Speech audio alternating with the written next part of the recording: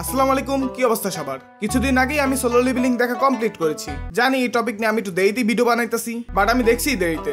আমি প্রথম 7টা এপিসোড একেবারে উইকলি ফলো করছি এবং ওই এক সপ্তাহ ওয়েট করতে করতে 7টা এপিসোড দেখার পর আমার কেমন জানি একটু বোরিং লাগতেছিল। এর জন্য ভেবেছি আপাতত এপিসোড ড্রপ করে রাখি, যে সময় সবগুলো এপিসোড আসবে সেই সময় আমি বাকিগুলো দেখবো।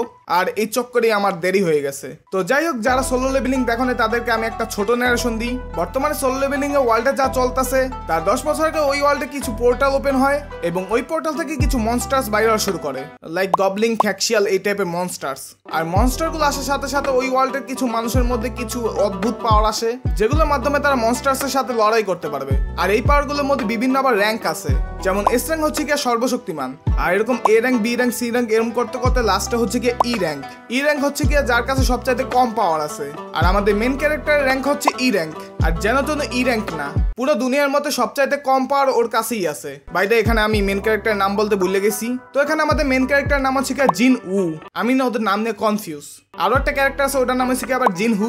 আর জিনুর একটা বোন আছে, ওটার নামও জিন কিছু একটা হইবে, আমার মনে পড়তেছে না। তো সোলো লেভেলিং এর ওয়ার্ল্ডের যে পোর্টাল গুলো খোলে ওগুলোর আবার এক একটা র্যাঙ্ক আছে। যেমন এস র্যাঙ্ক বলতে গেলে অনেক পাওয়ারফুল মনস্টার্স আছে ওই পোর্টালের মধ্যে, তেমন ই র্যাঙ্ক পোর্টালের মধ্যে দুই একটা গবলিন থাকে। ই র্যাঙ্ক পোর্টালেরটা আমি শিওরলি বলতেছি না, ওটা আমি জাস্ট এমনি ধারণা দিলাম আর কি। তো আমাদের মেন ক্যারেক্টার জিন উ, ও প্রত্যেকবার এসব মনস্টার মারে মিশনে যায় এবং প্রত্যেকবারই আহত হয়। লাস্ট টাইম আহত হয়ে 3 মাস হসপিটালে ছিল। আর বাইদা আমি একটা কথা বলতে ভুলে গেছি, কোনো মানুষ যদি স্পেশাল পাওয়ার পায় তাহলে ও সেই পাওয়ার আর বাড়াইতে পারবে না। বাট সিরিজের প্রথমে জিনু যে মিশনে যায়, ওই মিশনে সবাই একটা ভয়ঙ্কর জায়গায় আটকায় যায় এবং জিনু বলতে গেলে ওই জায়গায় মারাই গেছিল, যদিও ও বাঁচতে যায়। বাট কেমনে বাঁচছে সেটা আমিও জানি না, কারণ এনিমেতে সেটা দেখানো হয়নি। আর আমি এটার মানওয়াও পড়ি নেই। বাইদা এটা স্টোরি কোরিয়ান, জাপানিজ না, যার কারণে আমি এখানে মাঙ্গার বদলে মানওয়া বলছি। তো জিনু বাচ্চা গেছে, বাট বাঁচার সাথে সাথে ও একটা সিস্টেম টাইপের একটা পাওয়ার পেয়ে গেছে, যেখানে সিস্টেম ওকে কিছু টাস্ক দেবে, আর ওই টাস্ক গুলো কমপ্লিট হওয়ার পর ও লেভেল আপ হবে।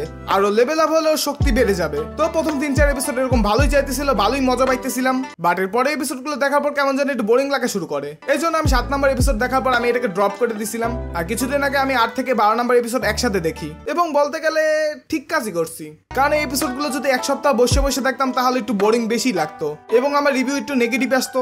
লাস্টের এপিসোড গুলো আমি একসাথে দেখার পর একটু ভালো এনজয় করছি এবং আমি বলবো ইটস এ গুড এনিমে। তুমি যদি সোলো লেভেলিং না দেখে থাকো তাহলে দেখে নাও। আর যাদের জাপানিজ বা ইংলিশে দেখতে সমস্যা আছে, হিন্দি ডাবে অ্যাভেলেবেল আছে, দেখতে পারো। আর যারা হিন্দিতে এনিমে দেখতে চাও, ক্রাঞ্চিরোলের সাবস্ক্রিপশন নিয়ে দেখতে পারো। ফ্রিতে কেমনে দেখতে হয় সেটা আমি বলতে পারবো না, কারণ ইউটিউব আমারে ভালোই মাইরা দেবে।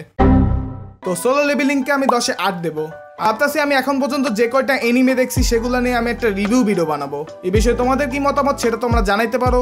সো আজকে ভিডিও পর্যন্তই। ভিডিওটি যদি ভালো লেগে থাকে তো লাইক মারো, চ্যানেলে নতুন হলে সাবস্ক্রাইব করে পাশে যে আচুক আমার ঘন্টা আছে সেটাকে বাজায় দাও। তো আজকে আমি যাচ্ছি, বাই।